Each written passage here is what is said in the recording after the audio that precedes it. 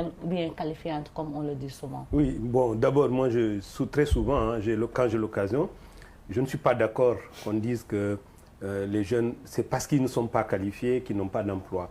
La simple raison que j'avance, c'est que si aujourd'hui, n'importe quelle entreprise demande un comptable, il va se présenter pour un poste, il peut avoir jusqu'à 1000 CV. 1000 candidatures. Et tous ont des diplômes de comptabilité. Et parmi ces 1000, il peut y avoir jusqu'à 200 qui ont déjà 5 ans, 6 ans d'expérience professionnelle.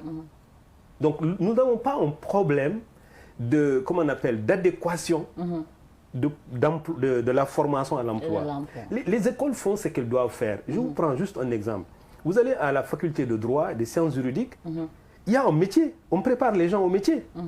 C'est quel métier? C'est la capacité à anticiper les conflits dans la société et quand les conflits arrivent, de les résoudre dans l'intérêt de la communauté. C'est-à-dire les gestionnaires de conflits. C'est ça le métier de quelqu'un qui fait du droit. Ce n'est pas parce que tu vas aller être avocat, tu vas aller être policier, tu vas aller être gendarme, que le métier... de bâtiments, etc., etc. On ne parle pas, il y a aujourd'hui un déficit sur certains secteurs qui fait qu'aujourd'hui, il faut qu'on aille Monsieur Diallo, ça fait 10 ans que j'accompagne les jeunes. Si vous avez besoin de techniciens en bâtiment, de techniciens en électricité, des soudeurs, j'en ai en pagaille. J'ai une base de données. Et qui sont dans des activités. Je peux vous prendre des exemples concrets. Il y a un actuellement que je suis en train de préparer pour qu'il fasse une autre licence parce qu'il travaille dans une société de la place qui travaille avec la Sénélec et qui aujourd'hui est à l'arrêt. Ils sont en train de chercher de l'emploi. La question, ce n'est pas ça. Notre principal problème au Sénégal, c'est les postes de travail.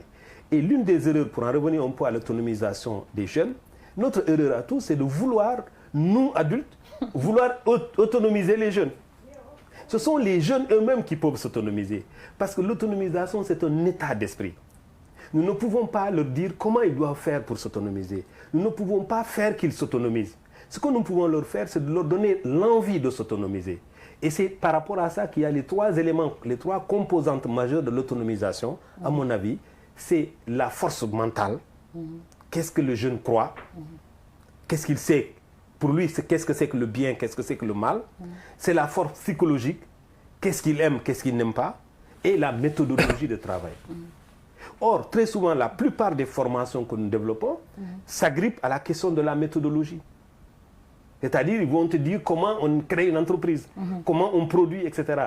Alors qu'il y a la force mentale, c'est-à-dire les croyances que les jeunes ont aujourd'hui, qui pensent à 75% que leur avenir, ce n'est pas au Sénégal. Qu'est-ce que nous faisons dans les formations que nous développons? Comment nous les capacitons pour qu'ils puissent comprendre qu'ils doivent rester ici, malgré les difficultés? Il n'y a pas assez d'efforts par rapport à ça. La question de sentiment, de ce qu'ils aiment ou de ce qu'ils n'aiment pas, personne ne s'en soucie. Parce que lorsqu'un jeune dit, moi je veux être pilote, ses propres parents vont dire, il faut être réaliste. Tu ne veux pas être pilote. Tu ne peux pas être pilote parce que tu es un fils de bâton. Tu l'as limité. Mais je prends l'exemple du président Macky Sall. Quand il a eu son baccalauréat, ses parents voulaient qu'il aille faire l'école normale pour 2 ans pour venir les aider. Il s'est entêté pour aller faire l'école d'ingénieur. C'est-à-dire comment nous pouvons leur dire dans un monde où ils ne voient pas de perspective, où ils ne voient pas des exemples de réussite. Par exemple, un Diallo qui est un excellent travailleur, il n'a aucune chance de voir sa figure à la une des journaux. Pour aujourd'hui avoir la une des journaux, il faut mentir, il faut violer, il faut voler. Donc quels sont nos modèles que nous présentons à notre jeunesse pour qu'ils se disent oui, c'est possible. Je le disais dernièrement dans une formation, vous avez des jeunes à qui vous apprenez la propreté en classe. Ils sont dans une salle de classe qui est sale. Ils sont dans une école qui n'a pas de toilette propre. Ils sortent de chez eux, entre chez eux et la maison, tout est sale. Comment voulez-vous le convaincre que c'est bon d'être propre? Ça veut dire donc que l'essentiel du travail de l'État, et l'État ne le fait pas assez, c'est de travailler dans le domaine de la symbolique. Quel est le jeune, le type de jeune que nous voulons avoir?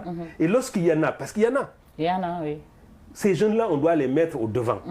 Comme des modèles. On doit les célébrer. Ils doivent être vus aux côtés du président de la République.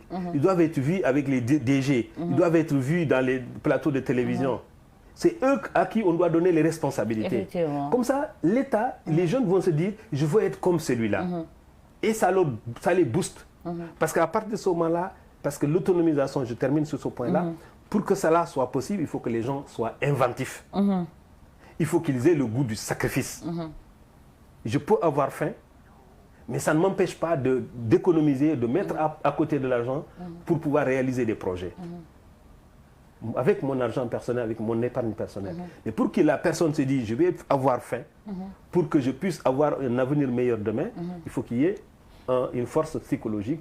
Et c'est là où nous pêchons dans nos formations, dans tous les programmes de formation. L'aspect psychologique est le plus souvent. Psychologique. Et l'aspect psychologique, ce n'est pas de dire aux gens, oui, il y a eu Einstein, oui, il y a eu Cheikh Anta Diop, etc.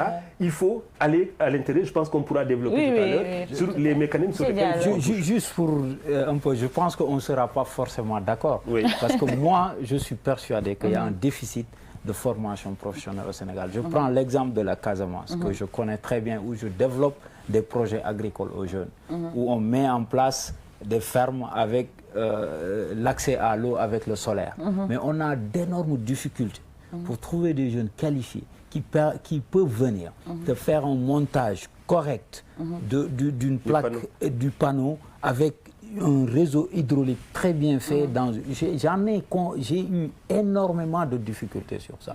Donc sur la formation professionnelle, par exemple, sur ce secteur-là, il faut le faire. Autre chose, vous allez en Casamance aussi, le déficit de formation sur l'horticulture. C'est du concret, c'est réel. Donc c'est pourquoi l'État, il y a un besoin extraordinaire sur ça. Il faut former les jeunes dans des métiers concrets qu'ils peuvent faire. L'agriculture, l'horticulture, le solaire, etc. Donc, il faut le dire, il y a un déficit de formation. Même quand vous voulez aujourd'hui faire un bâtiment au Sénégal, parfois vous avez des difficultés de trouver des maçons qualifiés. C'est vrai, les jeunes sont dans ce secteur, mais il faut les professionnaliser, les former pour qu'ils puissent avoir un état d'esprit, de créer une entreprise, d'avoir un état d'esprit, de faire de la qualité, etc. Quand on parle, c'est important. Quand tu veux développer un business, parle, qu'on fasse, qu'on montre les modèles qu'il faut. Exactement. Vraiment, le développement personnel, il faut qu'on puisse le mettre en avant dans nos écoles pour que les jeunes puissent voir qu'il ne s'agit pas d'aller en Europe pour réussir. On peut rester ici, développer son projet et que les opportunités se trouvent en Afrique. Les relais de croissance dans les années à venir, c'est l'Afrique, ce n'est pas l'Europe. L'Europe, ils ont atteint un sommet. D'ailleurs, ils sont en train de chercher à rebasculer le modèle quand ils parlent de développement durable, d'écologie. C'est pour trouver un autre modèle de croissance économique. Donc, c'est ici qu'on doit construire des routes, qu'on doit construire des hôpitaux, qu'on doit construire notre agriculture, l'élevage. Et c'est des enjeux énormes. Donc, il y a énormément d'opportunités. Et je suis d'accord sur le fait qu'il faut qu'on puisse motiver les jeunes. Il faut qu'on trouve des alternatives pour montrer des modèles de réussite, etc.